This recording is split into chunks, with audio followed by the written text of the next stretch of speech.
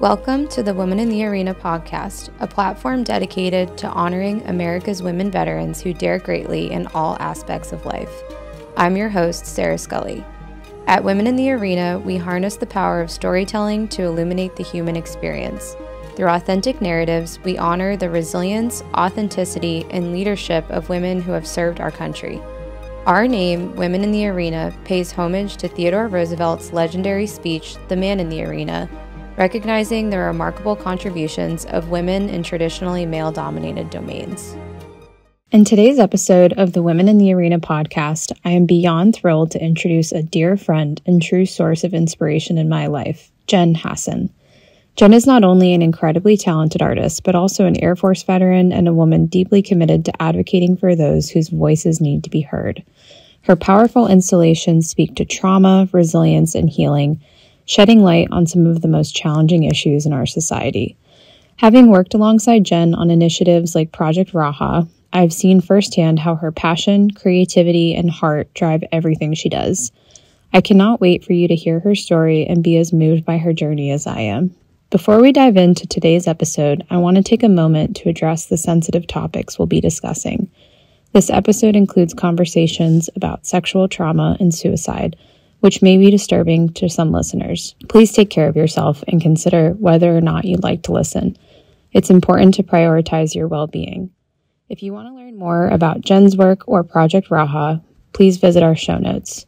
Thank you for being here, and let's get started. Jenn, welcome to the Women in the Arena podcast. We're so excited you're here. I'm excited to be here, Sarah. Thanks for having me. Not only are you one of my most favorite people on the planet, but you're arguably just such an interesting, amazing woman. So when we thought up the idea of this podcast, you were obviously top of mind to be here. But I also just want to thank you for flying here all the way from Texas to contribute to this project. We're so thankful, but you have a heart of gold and are incredibly generous. So I'm also not surprised that you're here, and we just really appreciate it. I love being here, and I love being with you. So thanks for having me. Tell us about where your story started. Where are you from, and how did you begin on the incredible journey that you've been on from military service to becoming an artist? Where did it all begin? So I'm born and raised Texas. So I'm from this little town called Eagle Lake, Texas. It's a pretty cute little town on some train tracks.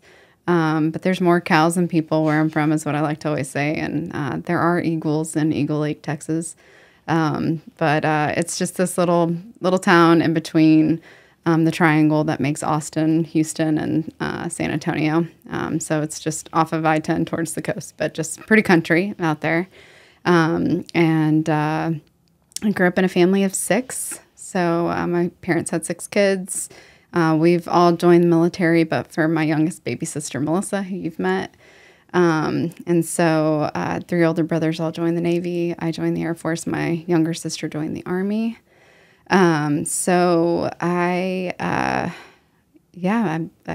grew up Texas. I was in high school when 9/11 happened, and that is what sparked my military journey. But before that, just to go back to like what made me think about joining the service before even 9/11, my grandfather served in the military. He served in the Korean War, and I had great-grandparents that served as well. And so military service was in the family.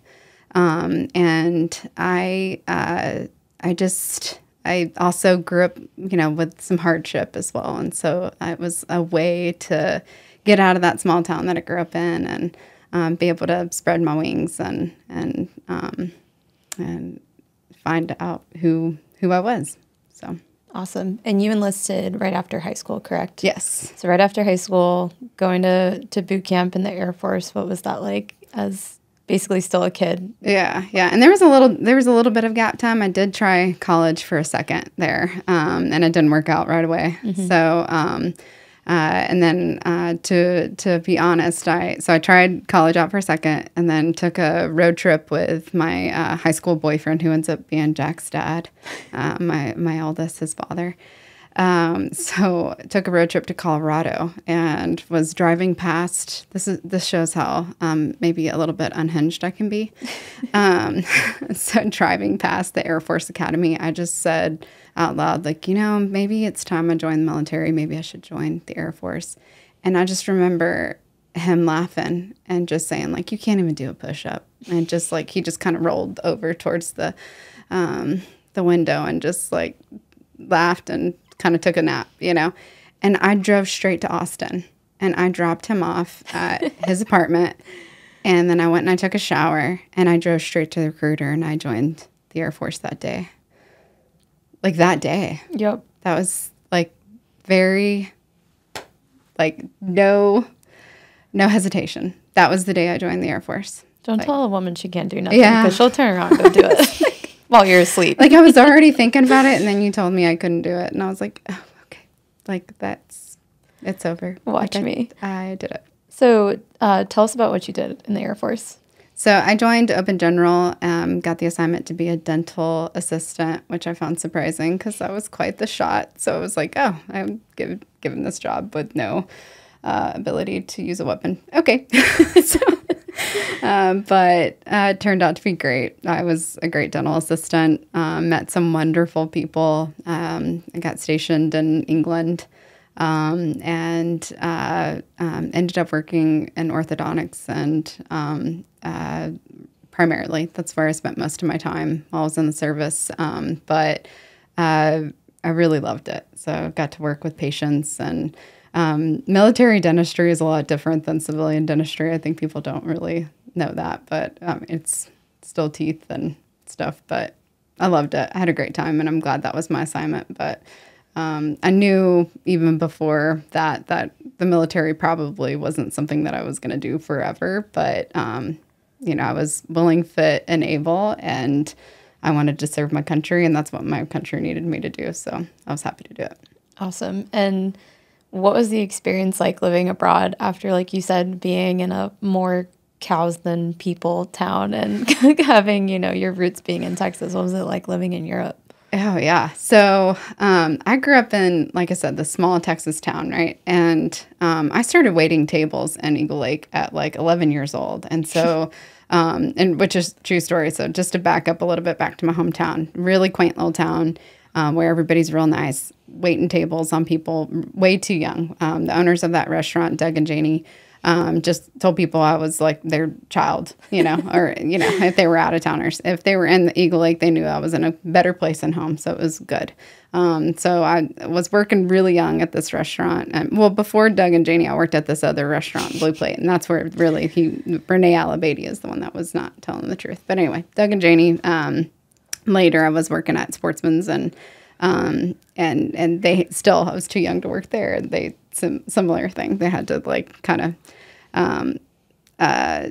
tell people that I was family, but I had to be there early. Like I had to wake up very early to be at the restaurant because it was hunting. It was a hunting restaurant. And so like we would open at 3:30 in the morning. I had to be there at 3. And that was like, before school, I would go and I would work there.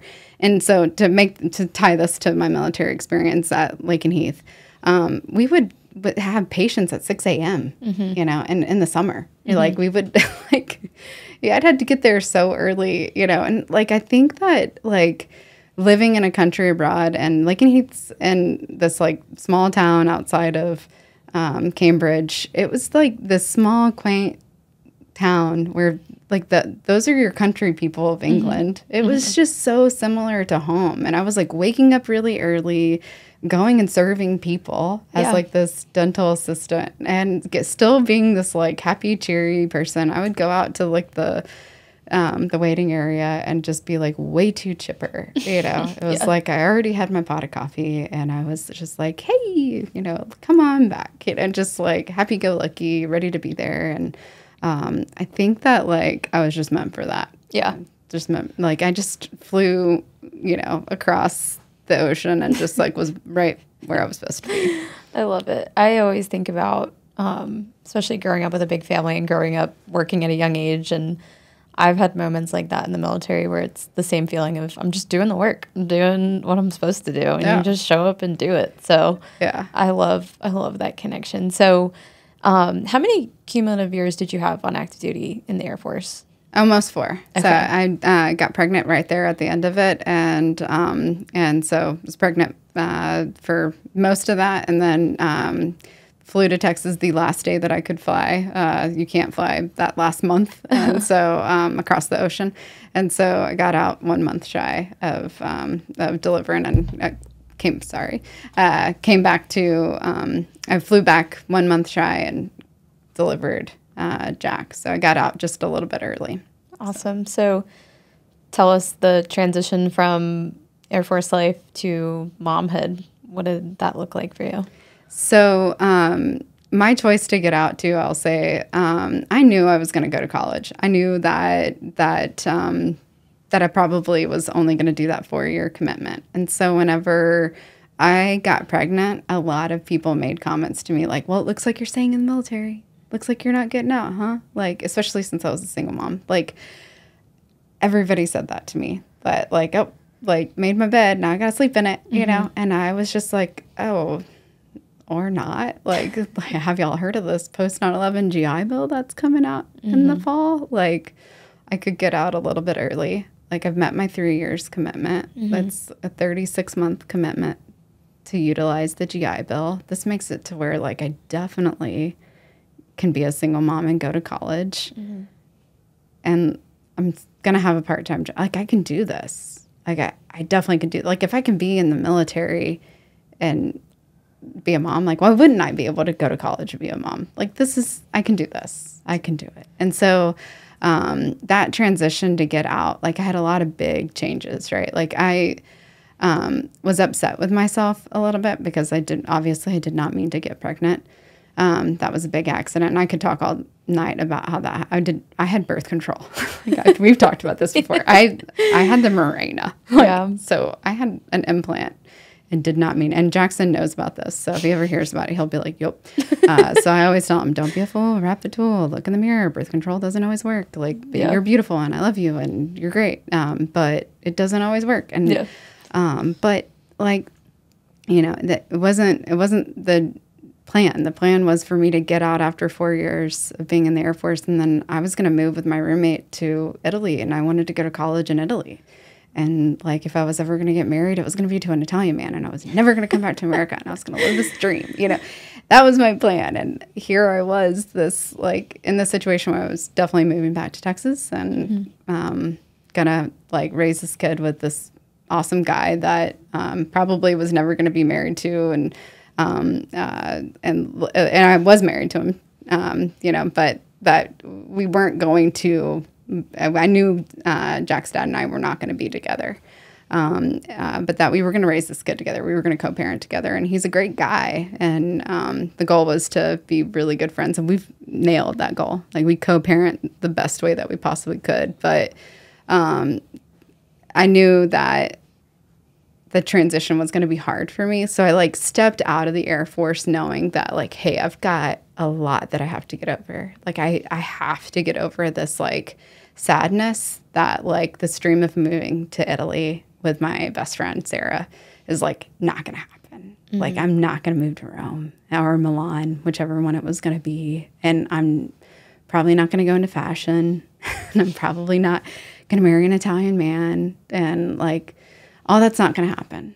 And like, I have to get over it. And like, so I had a good cry over that. Like, before I even left, you know, before I left England, like Sarah and I cried over that, and like, and it was okay, you know, but like big changes, like leaving my best friend, leaving England, leaving the Air Force, leaving the uniform behind, you know, and then moving to Texas, getting ready to go to college, having a baby, becoming a mother, working out this drama with my son's father, and like making him be my best friend. Like, you will be my best friend. But, yeah, I've already said I'm a little nutty, so like it worked.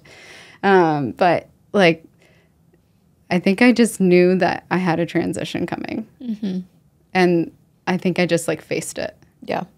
And I like what you said about acknowledging that you were disappointed, because I think often we as humans can either stay too long in the sadness, or we can just go automatically into survival mode. And it's good to acknowledge, hey, this isn't what the plan was, but I've got this other path laid out ahead of me, and I'm going to make it great. So tell us about what came next and what the next few years looked like. Okay, so I was convinced that I was going to go back into the Air Force. Like, that was the other thing, was that I was like, okay, well, I'm going to go back to the Air Force, and I'm going to be a dentist. Like, because I enjoyed it. I did. Yeah. Like, I didn't enjoy suctioning spit for a dentist. Like, like I knew I was smarter than that. You know, I was like definitely smarter than.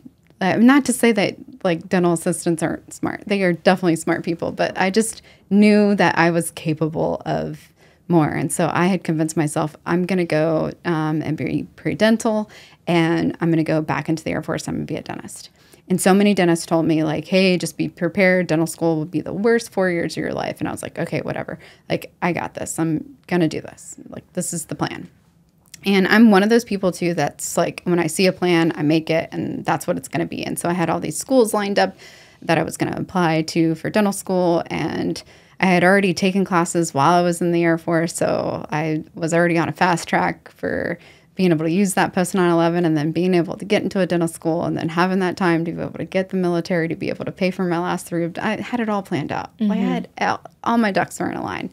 I knew to like make good grades. I knew all these things. So I get into a couple different universities in Austin, and I choose the smaller university because I loved that they called me Jenn.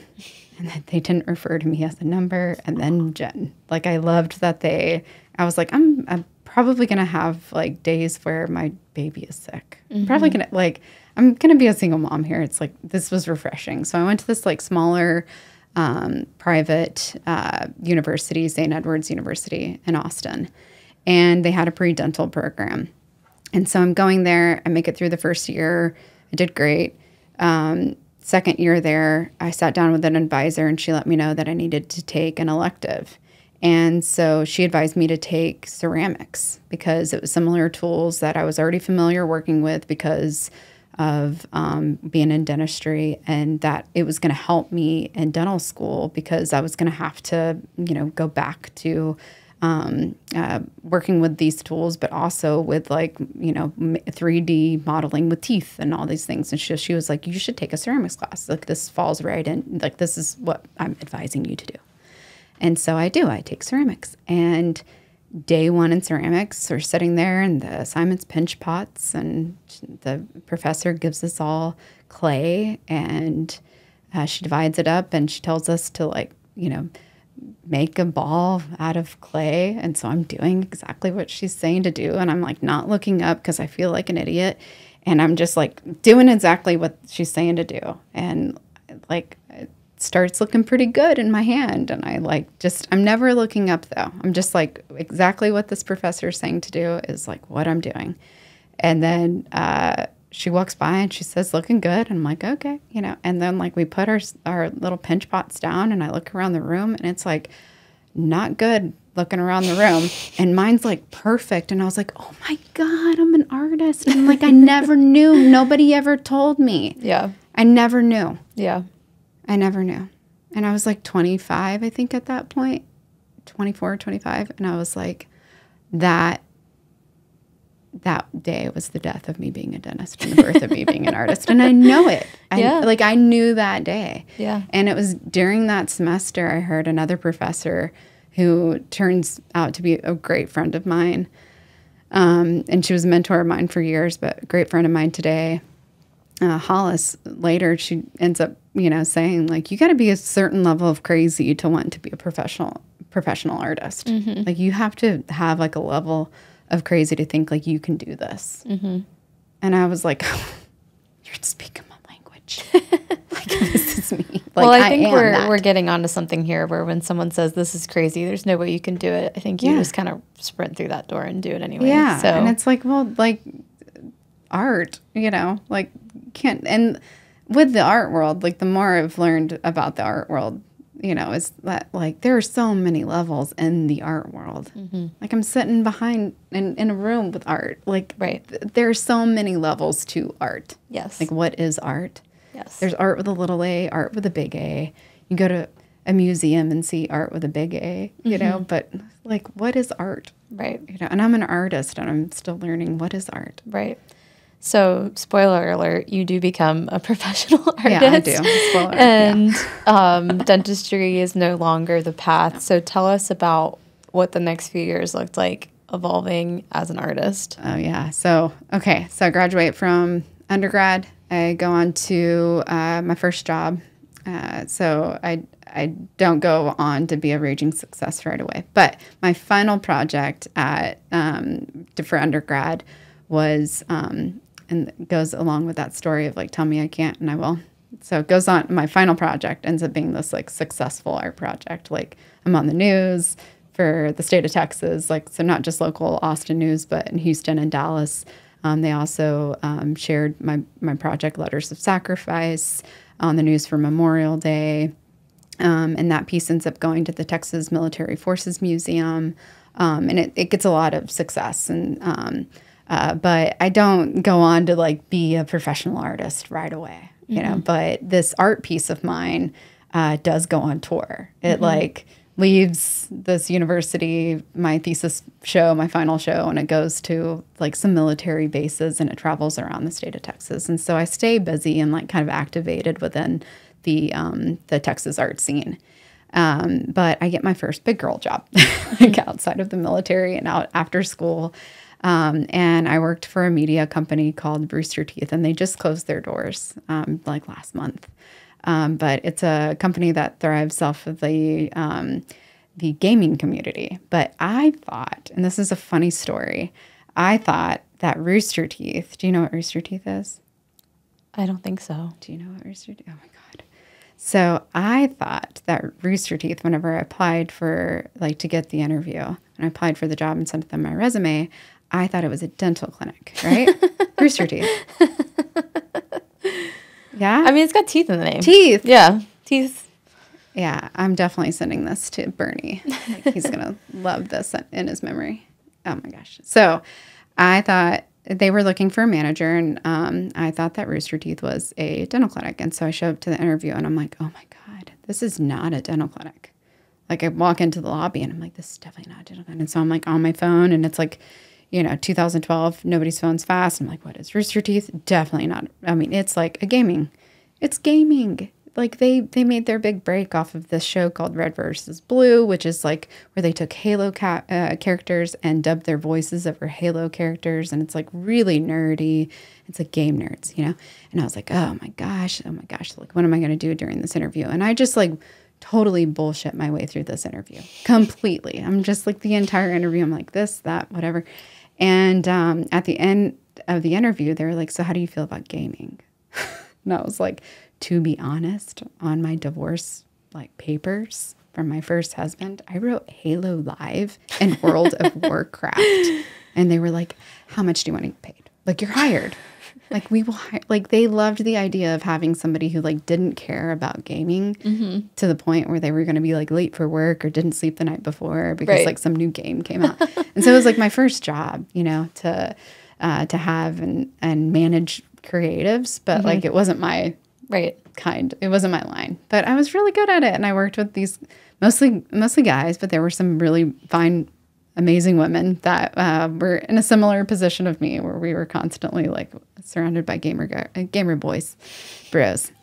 But it was a lot of fun. So I did that for a little bit, and then I invited Bernie Burns to one of my art shows, and he goes and he was like, you can't.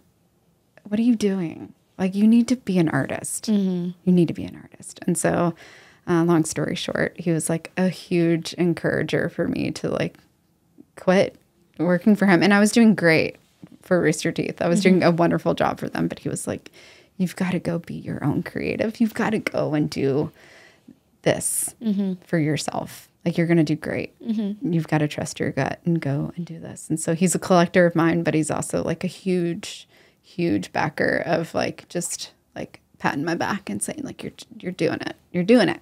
So, yeah, shout out to Bernie Burns. That's his, like, yeah, anyway. So you left the, no pun intended, rooster teeth nest. And then how soon after that did you pursue graduate school? Okay, so left Rooster Teeth and then got a studio, though. So I worked professionally for several years as an artist and really got my started exhibiting around the country. So that's when, so going back to my thesis project that I had that started exhibiting around, it's called Letters of Sacrifice. That piece really, down in the South, so Louisiana, Mississippi, it like really started making its way to a bunch of different military installations around the country. And then I got invited to bring it to New York City.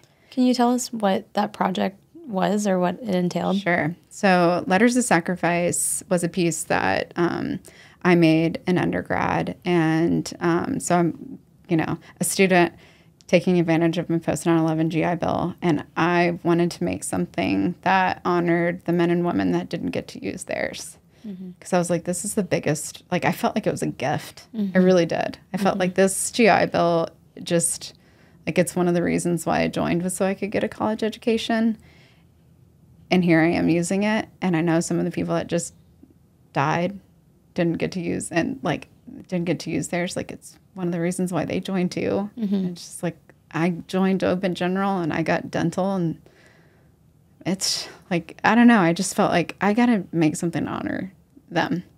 So I made Letters of Sacrifice, and it's this installation that's 12 feet in diameter, and it looks like these security barriers at the bottom, so things you can hide behind. And then it's got these panels on top that are all condolence letters. So, like, I regret to inform you that this person has died. And there's one for every single person who's been killed since 9/11. And it's folded and rolled into a spiral to beginning. And the spiral is to represent, like, the beginning to end, so their life. They're all in order. And so every time another person dies, then it's added to the installation. And so that began to, like, go on tour. And then every time it would get installed again, I would add more letters. And then every time I would visit it, I would add to, like, keep it all updated. And if it would go to a museum or a military installation, I would make sure that curator would know weekly you have to update it, or I need to fly out there once a month and update it. And then while I was in undergrad, one of the assignments that we had when we were, like, developing our idea and, like, started working on our thesis pieces was, like, who is your audience? Who's going to be looking at this piece? Like, who is your audience and who's your dream audience? And so I had to say, like, well, my audience is, military, people who care about the military, like, people that serve, people who have lost family members in the military, people who lost friends in the military, and so I wrote this whole thing, and then and I was like, but my dream audience is the Pentagon. I would love to put this in the Pentagon because I want the people that plan these wars to have to walk through it, because I want them to see who they're sending off, and I want them to know the magnitude of this, like what, like, these bodies mean, because they're making decisions that affect real people. And, like, it's a class, a small university, so it was like a class of 8 people. And I just remember, like, somebody in the classroom was like, that's never going to happen. I was like, well, it's a dream. It's a dream. Like, it's a dream audience. And so when I got my studio and I started working in it all the time, and, like, this piece ends up going to all these different military installations. In 2015, I started making phone calls all the time. And really it was like 2014. I started making phone calls, like, who do I know at the Pentagon? And I would make a phone call and they'd like, do you know anybody at the Pentagon? No. And then just another connection. And nobody could help me, And I was just like, I just want somebody to see this. Like, this The Pentagon's a huge building. Like there's a lot of people up in there. There's a lot of people. That's a massive building. It's like, isn't it like one of the largest buildings, if not the largest building in the country? I think it's like the largest or the second largest. I think the USAA building in San Antonio might be the largest, and it's the second largest, or it's the largest. I don't know. It's big. It's big. It's a big building. And I was like, they gotta have space for this big art piece. Come on. So I don't give up on it. But I end up doing, I'm going somewhere with this, I promise. But I end up doing this retreat with the Mission Continues. And I don't think they do these retreats anymore, but they used to do these retreats with this organization called the Mission Continues, where we'd go away for like a 3-day weekend, and we would like do humanitarian efforts for someone else, like another organization. And we were doing something in Florida. And I'm the only artist in the veteran community for this like engagement. And so naturally they put me in charge of painting walls white. like I do construction. So they put me in charge of walls. And so they have me like painting, and I had like a bunch of other, and I wasn't really in charge, but like I kind of was. And but they had me like teaching people how to paint trim, and this older guy just keeps walking by, and he just keeps walking by, and he keeps walking by. And so finally I'm like, hey, you come over here. I'm going to teach you how to paint trim. And I didn't know who he was. I did not know who he was. And so I ended up like having him come over, and everybody was just like looking at me like, what is she doing? Like, why is she doing that? Like, what? Oh no. And so he comes over with like a step stool and a can of paint and an angled brush, and I'm like teaching him how to paint trim. And it turns out like he, planned the Iraq invasion. He's like a 2-star general. He's like kind of a big deal. And like, I'm just making small talk with him. He says he's in the Army. And I was like, oh, what do you do in the Army? And he's like, oh, I just plan things, I don't know. He just makes it. And I was like, oh, okay. And I make the joke, I was in the Air Force, so I'm smarter than him. Or, just like some, like we were just like kind of razzing each other. And he ends up the next day we were at Disney World. And the next day was like the nicer dinner. And he invited me to come sit next to him and his wife. And he just says like, hey, I work in DC. If there's and he had told me by then, I figured out who he was. And he was like, if there's ever anything I can do for you. And I was like, hey, there's this art piece. I'd really like to get into the Pentagon. Mm-hmm. And 6 months later, it was there. So that was so amazing. And I'm guessing you went and saw it in the Pentagon. I installed it. I went there often to like add the letters to it. And yeah, I met both Secretary of Defenses that were there while it was up. It was up for a long time.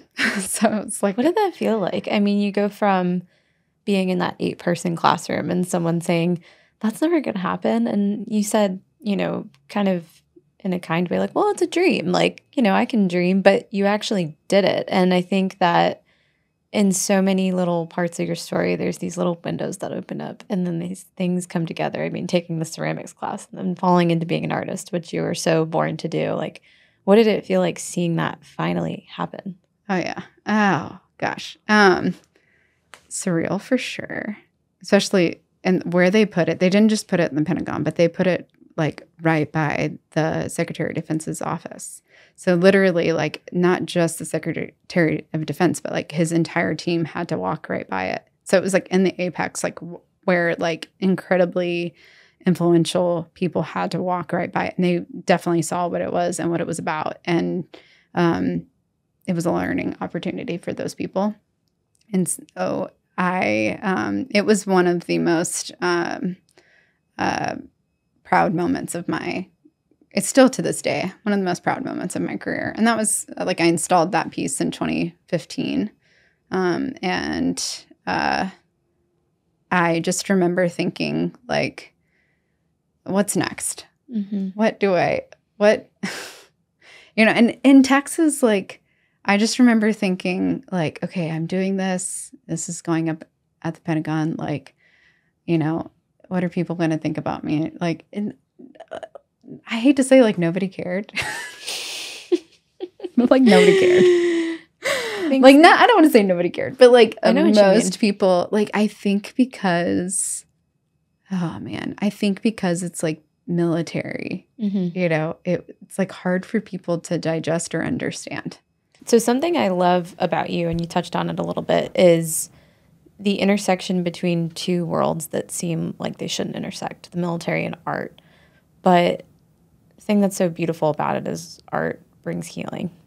And Right. healing is such a fundamental part of your practice, and it's so necessary, especially for the men and women that have served our country. So you started with Letters of Sacrifice as a big, coming out into the world piece. How did that influence what would then become your practice and other big works that would come from that? Right. I kind of learned something really important from Letters of Sacrifice too. So it's one of my only pieces. It's not the only piece, but it's one of my only pieces that like at the time never had an ending. It's like, when will the global war on terror, like when was that ever going to end? I was like, I'm never going to stop adding to this. And then in 2021, when we left Afghanistan, I was like, I think I'm done with this. Like I'm going to call it over. I'm not going to I doubt, like, there's been more deaths since then that I've considered part of this because the DOD does. So those condolence letters are part of it.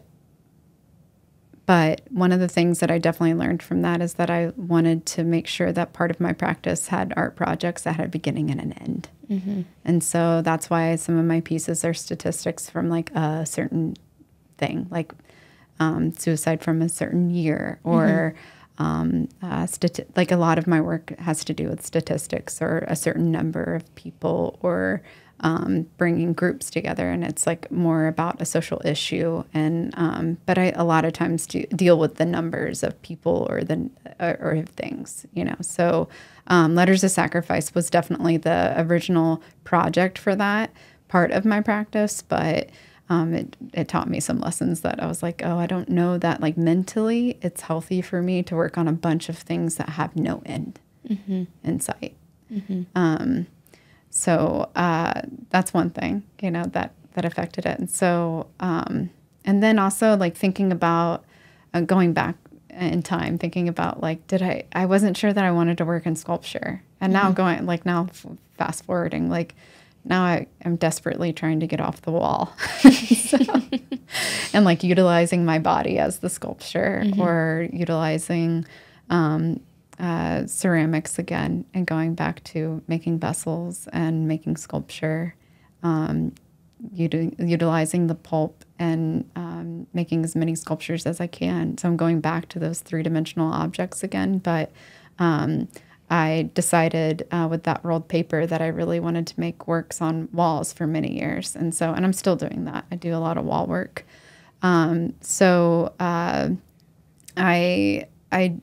I think that Letters of Sacrifice, and being the type of work that it was, that was so serious. It was about something that had so much meaning. It's affected my entire career and my thought process to make sure, like, it's not that is the whole reason. I think it's just how I am. It's like how I operate.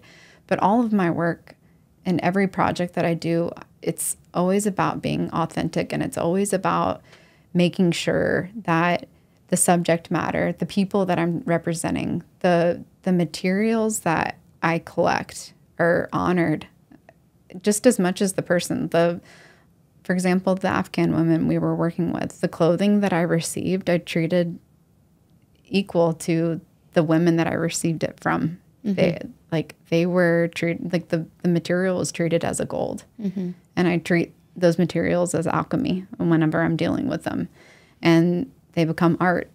But they're already art whenever I receive them. And so I have all these like rules that I play by whenever I'm playing in the studio. But it originated from Letters of Sacrifice, but it's kind of morphed over the years and transformed. So something that you touched on is that a great deal of, if not all of your art has material that's rooted in something meaningful, oftentimes connected to trauma or something difficult that the individual or the cause that you're representing is connected to.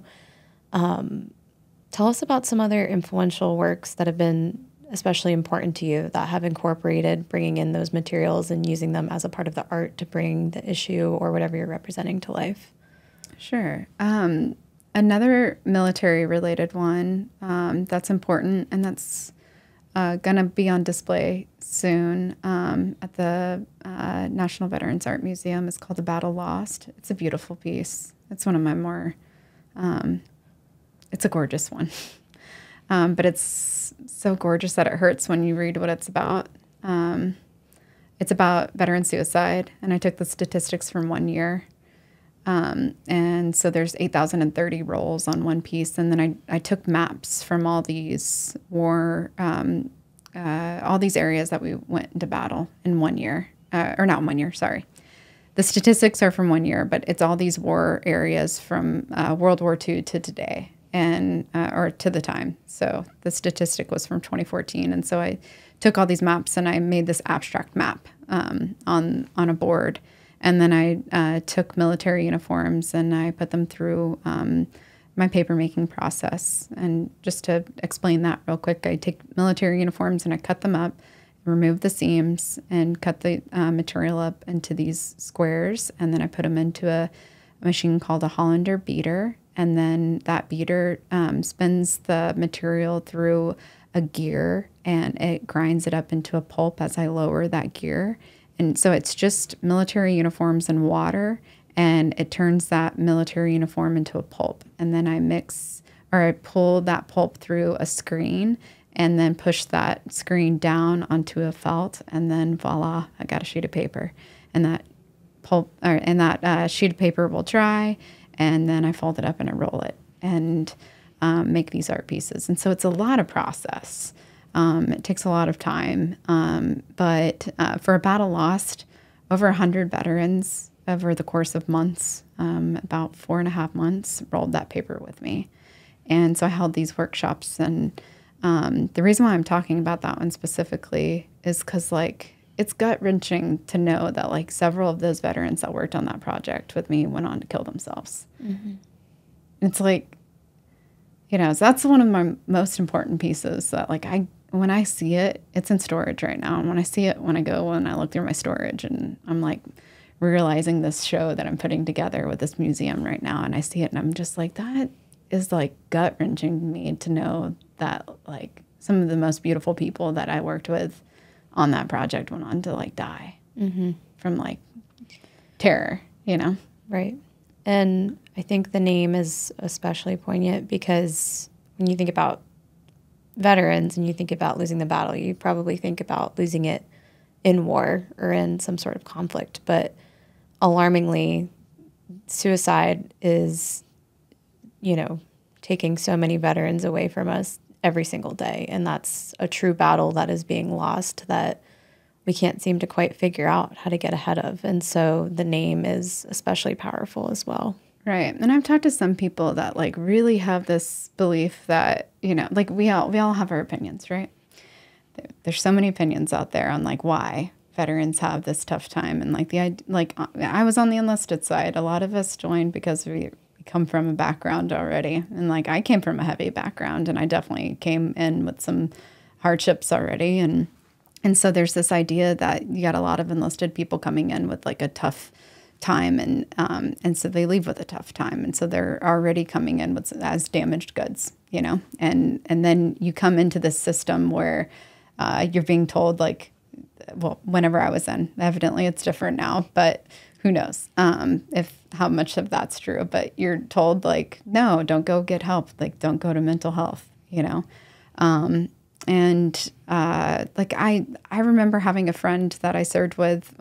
She went to mental health whenever we were in England because she missed her mother. And then her next duty assignment, she really wanted to be a military training instructor. She wanted to be an MTI. And she was told no because she had gone to mental health at her last duty assignment.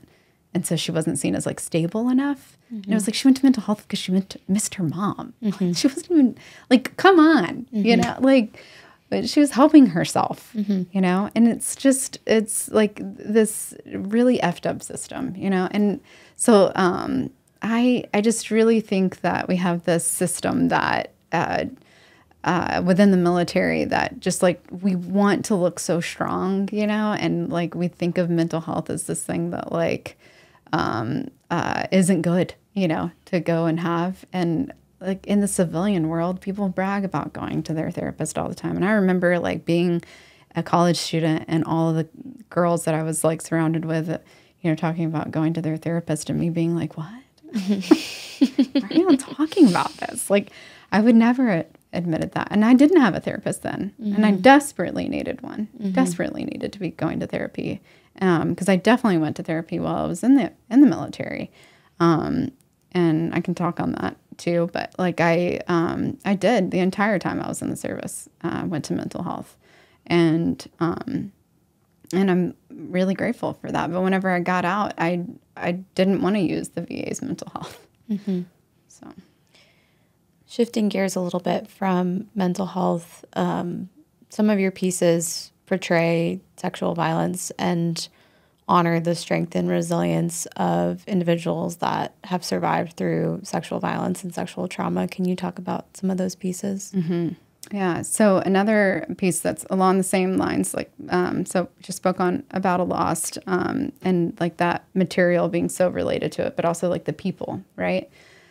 Creating that community that works along with it. So another piece, Acceptance of Fragility, is a work that that I made about 2 years ago. And that work has clothing from women that were raped and sexually abused, both in the military and in the civilian world, but also sheets that a woman was raped on, a piece of the military uniform that I was raped in, and grounded all up together to make an amalgam of all of that, and then made this art piece where I dipped flowers and mixed that pulp in with porcelain and then dipped these flowers in. And so whenever I put those porcelain flowers into the kiln and that material was in that pulp, it burned away. So it was almost like it was cremated. And so it's like very, like, it's a little witchy, you know, but it was like, to me, it was just this very spiritual experience of just like what's there and what's not there. But also like now it's porcelain. It's like strong, but also fragile. And it's a flower. It's this like meant to be something that represents something to be celebrated, but also mourned, you know, it like is this symbol, you know, and I put them in this circular form, and I ended up doing a performance in front of that where I wore this paper dress made out of the same pulp material, and I had some of those same women pour water on me, and I mixed like holy water and like eucalyptus and all these like flowers in it. Like I said, a little touch of witchy, but it's really spiritual.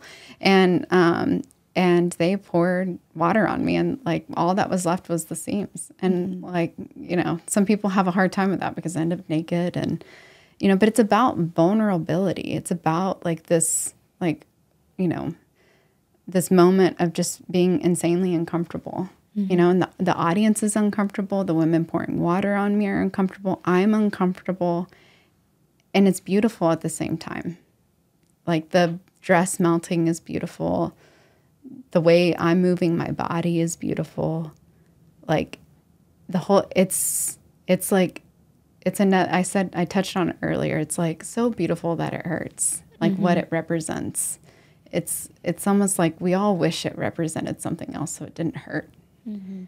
But like sexual violence is this thing that so many people can relate to.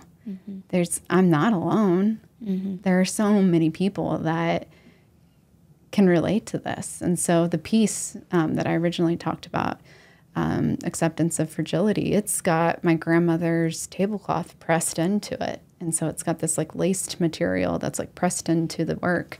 And that's just to show the history that I know is in my family. You know, my mother, my grandmother, my great grandmother. And my Aunt Cindy. Like, who didn't? It's like I'm not special. You know, and like I hate to sound that brutal, but it's like, you know, when people try to like I hate to sound this way, but when people try to put sexual violence on a pedestal, I'm like, please don't. It's something that I wish I wish so badly that it won't happen to my daughter. So can we just talk about it? So that way it's like, I want it to be something we talk about, because like, I feel like my mother didn't talk about it enough, and maybe that's why it happened to me. You know? Well, it goes back to what you were saying about the live piece that you did being so uncomfortable. And the reality is that this is an uncomfortable topic, but, you know, like suicide in the veteran community, like sexual violence is something that touches everybody, you know, across our country. And it's something uncomfortable, but if not addressed, it can be a generational trauma. It can be something that people don't seek help if they're a victim or a survivor of. And I really like that you touched on the, at times, uncomfortable feeling that can come about talking about it, but the necessity, because in that talking about it comes the surviving and the hope.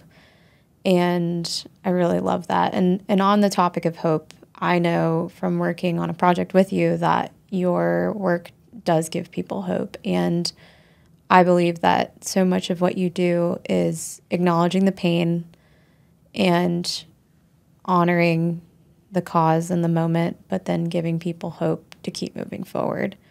And a project that we worked on together, which you touched on a little bit, brought in pieces of material from service members, not only that were American service members, but Afghan service members that served and fought alongside us during the global war on terror.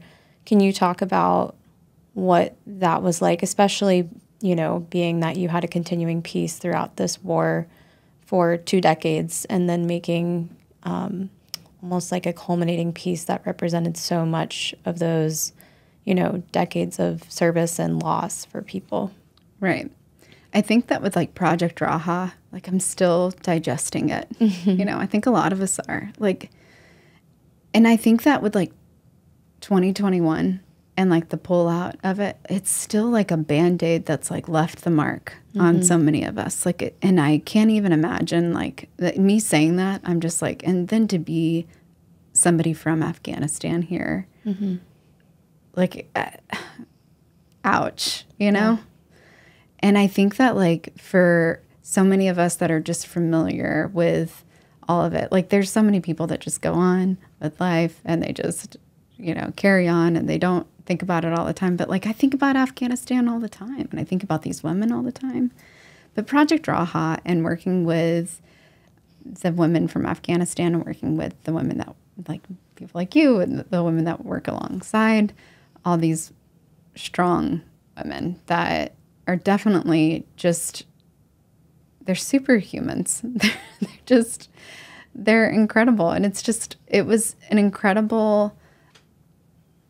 like a mission. I feel like we were all just trying to figure out what to do next, and then like how to make it the most fun reunion every single time we were together, but then also make this artwork together. And it was almost like the artwork was the afterthought, which I actually have so much appreciation for, because it's like, it really, like the being together was the art. It was like this physical artwork, like making, and then the work turned out so beautiful. I mean, it just turned out so wonderful. And then like the transforming all these things, you know, that the work that we made together, like it was just so great. And then I got to make this work in response to being with everyone after the fact. And that was special for me to just like, okay, like how do I feel about this? Like, what's my personal take on these women, them being here? Like these personal stories that I've gotten from each one, like, and then receiving things in the mail from them. And like how that's made me feel. The personal letters that I got from them, it was such a touching project that I feel like could go on forever. I think that their story is just, it's just begun here. Mm-hmm. And throughout that project, just to speak to how amazing you were, it was not just you creating art. Every participant of that project contributed a material of some nature. Some people gave their military uniforms that they served in and were deployed overseas wearing.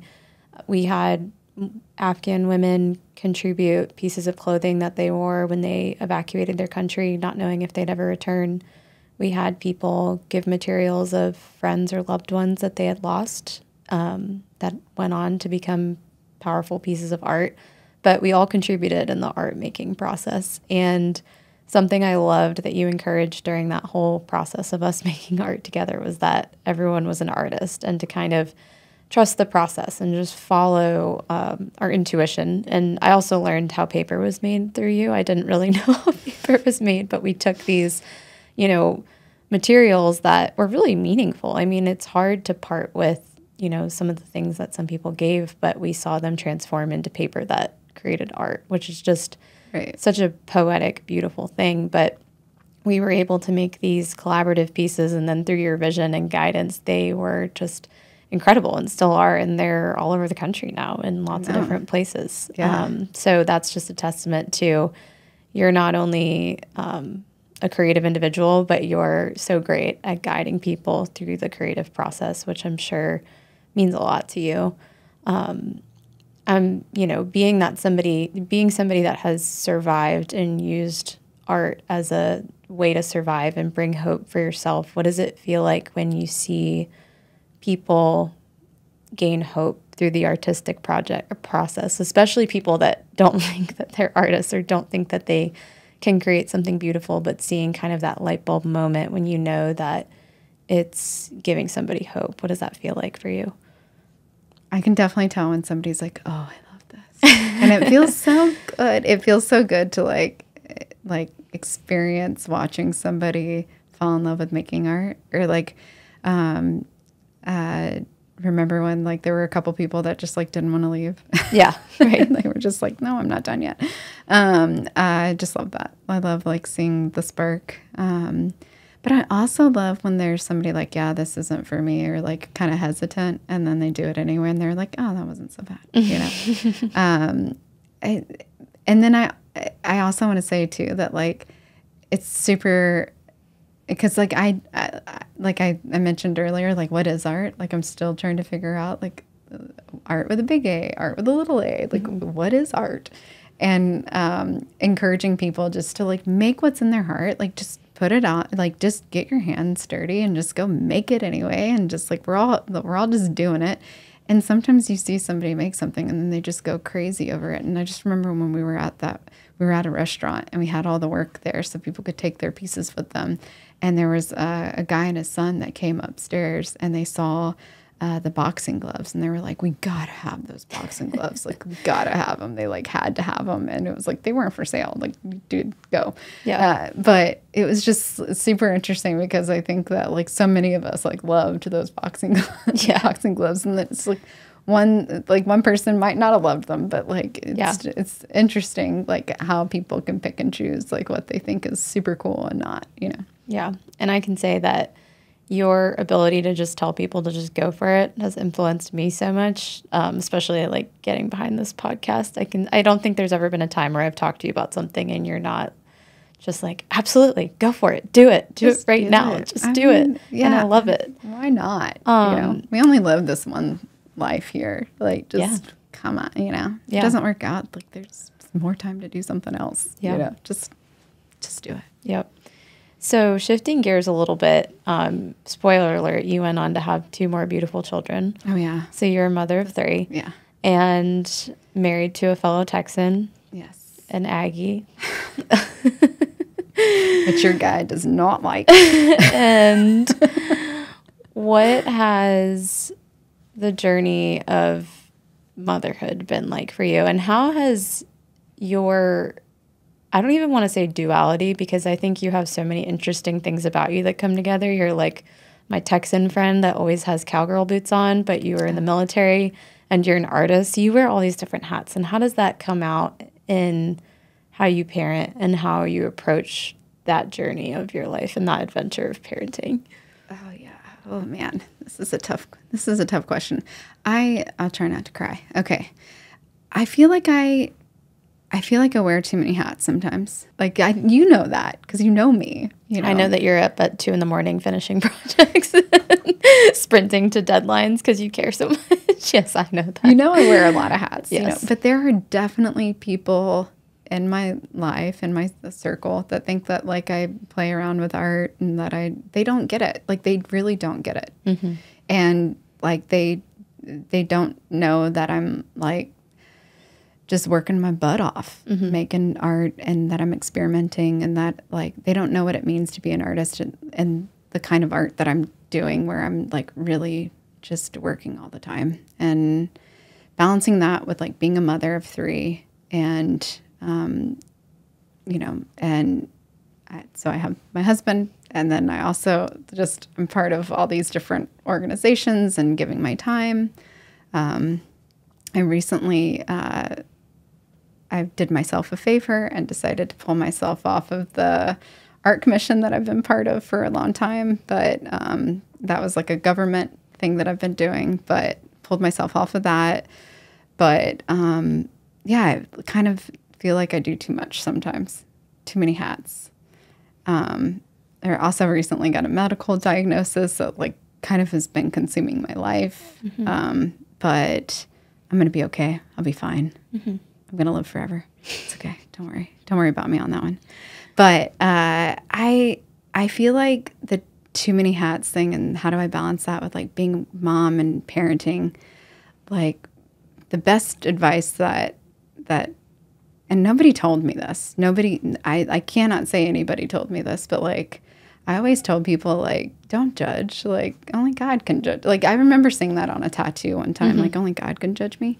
And I just thought that was like brilliant. That was such a brilliant, and that was before I was ever a mother. That was a guy in the Air Force, and he was one of my good friends. And I just thought that is such a good tattoo. Only God can judge me. And I kind of lead parenting that way. Like mm-hmm. I don't judge my children. The world's going to judge them. Like their mother shouldn't be I'm not going to do that. You know, do I give them a hard time when I see a shit grade on the report card? Yeah.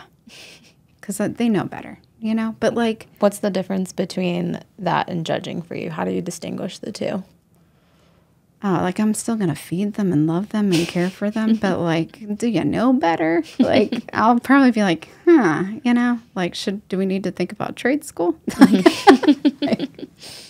You know, but I'm still gonna, like, I'm not judgy. Like, I'm not judgy about it. Mm-hmm. And I don't judge anybody. I don't judge my neighbor. You know, I don't judge. I'm not a judgy person, though. Like, I don't think that's in me to be that way. I don't judge people.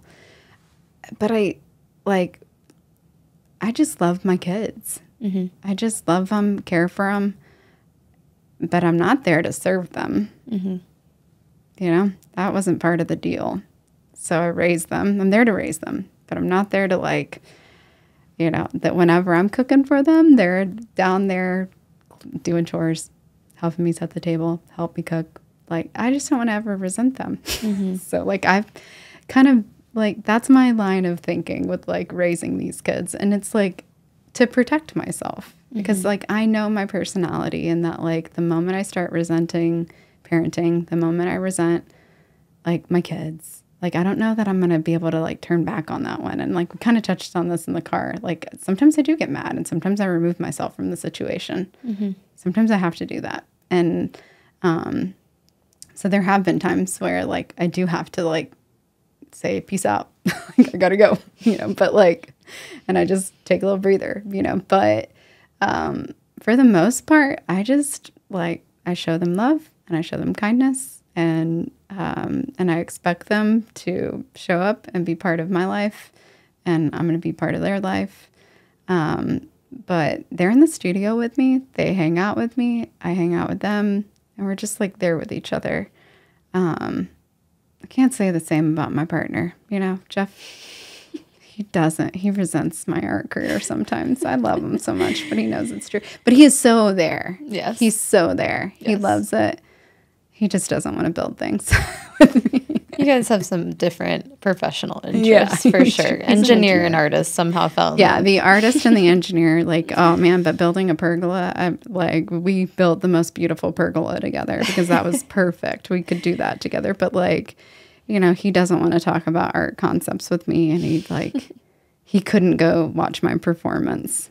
He was like, I'll be way too nervous. I can't go. I can't be part of it. No, he just, he can't. And he knows himself. He knows his limits, but, and my kids weren't at my performance either. Come on. But so that balance of like family and work and, what I'm choosing to like dedicate my life to, like sometimes I'm way off. I'm not going to lie. Like sometimes I'm pulling my hair out, and I've had to really check myself this year, mostly because of the medical stuff, because I've run into some issues. But I'm finding that balance again, and I'm really thankful just for my family to like help me find that solid ground, and not necessarily that I'm finding that solid ground, but like knowing that I have that solid ground there. Like I do. I've got a solid foundation at home, and got kids that love me, and I got a husband that loves me, and I'm really lucky. I'm very fortunate to have that. And so that hat, I feel like really blessed to have. Sometimes I feel like I'm cursed to be an artist. I love it, but sometimes like the art world is a hard world to be in. Yeah. Well, it never stops, and you have such an emotional connection to it. And I know you, and you're so dedicated to every piece and every person that you connect with. So it probably feels like something that's hard to set boundaries with at times because you're so invested and it's so important. On the topic of just what it means to be an artist, you've dared greatly in the world of being an artist. I mean, you've put yourself out there in more ways that I can count, believed in yourself when, people were telling you no or circumstances were telling you no. What advice would you give to someone listening that is perhaps transitioning in a professional way, exiting the military or whatever, just entering a new chapter of life, that has a dream that they just have no experience in? I want to start a business. I want to be an artist. I want to go to graduate school and study something completely new. What would you tell them when people or circumstances or time is telling them this is probably not going to work out? Man, believe yourself, believe your gut, first off. Second, YouTube University. YouTube University. I swear to you, you're probably not the first one to have this idea or something adjacent to it. Mm-hmm. Go on YouTube, look it up. There's probably somebody that has like started some similar thing to you. Mm-hmm. If you're creative, there's probably somebody who has done something similar. It's probably on YouTube. Mm-hmm. Go watch some videos. If you're going to start a business, just, oh my gosh, like what better time than now? Yep. Just do it. Go get invested. Just go. Yep. Go do it. Jenn, you are just an absolute example of being a woman in the arena, just chasing after your goals and following your gut, like you said, which is such a buzzword or buzz phrase that people say so often, but so few people, I think, have ever really leaned on their intuition in such a meaningful way like you have. I would be curious, who is your woman in the arena? If you had to pick a woman that either professionally or personally has influenced you to be the most authentic version of you, no matter what that looked like in any chapter that you've been in, who would you pick? I know this is a cop-out because I can't say one woman. I know I can't say one woman. I can't. Like, there's no way. So I think of this answer. I saw that and I was just like, yeah, I thought about it for days. Like, who's my one woman? Who is she? And so I think of this as a web, like, or like the universe, like it's a web for me. When I think about who my woman in the arena is, and because I think about like who I am and who's encouraged me, and it's not just one woman, because I think about women as like almost like 3 different categories. Women that I really know, that know me like from my childhood and that know me really well, and women that I look up to that are kind of like untouchables that like don't really know me. Mm-hmm. And then, you know, women that I'll never meet, mm-hmm. you know, and like, and then like, there's just so many, Yeah. And I feel like it's because of all those different hats that I wear. There's like, you know, like, growing up, I had people that I really looked up to, like I wasn't very close with my mother, but I was really close with, my son's, dad. I was really close with his mother, Debbie. Mm-hmm. And then, I spoke about her early, Janie, who was the restaurant owner. She mothered me, you know, and her husband, honestly, like when I could have been fired several times, instead of firing me, he fathered me. So that's somebody who's not a woman in the arena, but God, that man was so good to me. But Janie was amazing to me. And then, the woman that I was working for when I joined the military, her name's Gretchen Huddleston. She's still so sweet to me today. But I was her nanny. Amazing to me, you know? And I think about like those people being some people that like meant so much to me before I ever was like a woman. Yeah. You know, and like kind of shaped me. And then while I was in the service, Condoleezza Rice was like God to me. Many of us. Condoleezza, I love you. But also like Oprah, untouchable. Never going to meet Oprah, you know? But I was like, Oprah, can you be my mom? You know, like I just thought she was so cool, you know?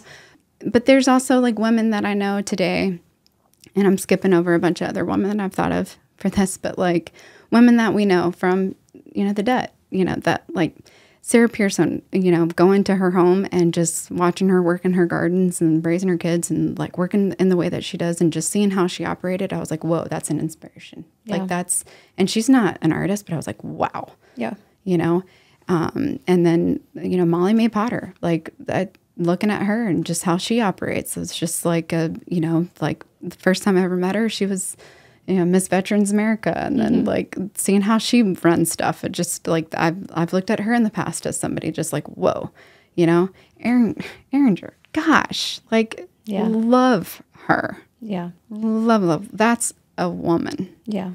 Wow. Yeah. You know, just so I think of it as a web. I really do. And I can name a gazillion women, you know, and there's, you know, women from Hollywood, Taylor Swift, you know, love her. But, you know, it's like I said, there's these women from my life that like I know are untouchable, that I will never meet, that I look to, that I find inspiring, like Taylor with her music, or Oprah, or Martha Stewart. Never going to meet those people. But then like in the art world, I have these artists that like I could spout out that, you know, I'll probably never meet. Or like Marina, like I met her and I held her hand and then COVID happened. But like I met her and I love her, and like she's amazing to me. She's like a god to me. And, you know, Yoko Ono, like that. I love Yoko Ono and I love all of her work. I mean, if you know Yoko Ono's work, a lot of people don't know her for her artwork because of who she was married to, but like that, her artwork is very similar. Like she's somebody I look to. Maya Lin, who did the Vietnam Veterans Memorial. She's a woman. Right. That's a woman to me. This could be the entire podcast for me, talking about all the women that I look to. But I just love women, and I love for women to succeed. But I'll end on this because, like, honestly, the woman that I talk to every single day, like, there's a few. I talk to my sister all the time. I talk to my sister Melissa all the time, and I talk to my daughter Jade. I talk to them all the time. You know, I see them, and I feel like I live to just like make them proud. I want them to be proud. But the woman that like I feel like I have this spiritual connection to, and I don't even feel that way, I know I do, is my Aunt Cindy. And she's an untouchable for me because she's dead. She's gone. And I speak to her, but she doesn't speak back. And she's been gone since I was a child. She died whenever I was a kid. I have several necklaces of hers, but all the necklaces that I ever wear are hers. This is a dove, so it's a symbol of hope. But like, I feel like I've lived my whole life just wanting to like make her proud, or there's a piece of her love in me. Mm-hmm. And she was a badass woman. Like, if any of her friends hear that I said my Aunt Cindy Solomon, like, they're going to love that I said her. Because everybody that's ever bumped into me as an adult has been just like, wow, Cindy was great. And like, she was great. But as a kid, like, I loved her so much in this real body of hers. But like, I feel like she's been with me all along, and that she's still with me, and like her soul checks in on me all the time. And like that spiritual connection that I have with her, I feel like she's a woman that's really in my arena. I love that. And I love the visualization of a web, because I think it represents not only these networks that exist in our life, but also the big and small ways that people touch us and the different ways that they touch us. It can be through a tangible, this person raised me. It can be through, we went through a, crazy, challenging experience together. It can be somebody you've never met. And I think it also speaks to the fact that we never know the effect we have on other people or the marks that we're leaving on people's lives. So I love that. And I love touching upon the different meanings of womanhood, because being a woman in the arena doesn't mean that, you're necessarily president of the United States. It can be, like you said, the way you tend to your garden, or the way that you treat people, or the way you say hello to someone. And all of those things matter, and they're all beautiful in their own way. So Jenn, you are a woman in the arena to us. We love you so much. You've made such an impact on my life and the pursuit of my own dreams and the belief in myself. And I know that your story and just incredible passion for what you do and dedication to what you do is going to inspire so many people. We have a little gift for you. Mm-hmm. It is a bracelet with a quote from our podcast. It is your Woman in the Arena bracelet with a little quote on there to remind you that no matter what anyone says, or no matter who's on the sidelines, you are out there doing the work, following your dreams. And I hope that as you continue to create and lead and parent and do all of the things, that you have a crew of people here at Iron Butterfly Media that are always cheering you on and just absolutely adore you, and that you are contributing to the butterfly effect of being a woman in the arena and spreading that energy. So thank you for coming on. Oh, thanks for having me, y'all. Thank you. The Women in the Arena podcast is powered by Iron Butterfly Media, a production company committed to honoring the lives of women who have had an unseen and outsized impact on our world. We hope you've enjoyed this episode. If you have a woman who you would like to nominate as a guest, please shoot us a message on our social media platforms. Be sure to subscribe and follow on Apple, Spotify, and YouTube. See you next time.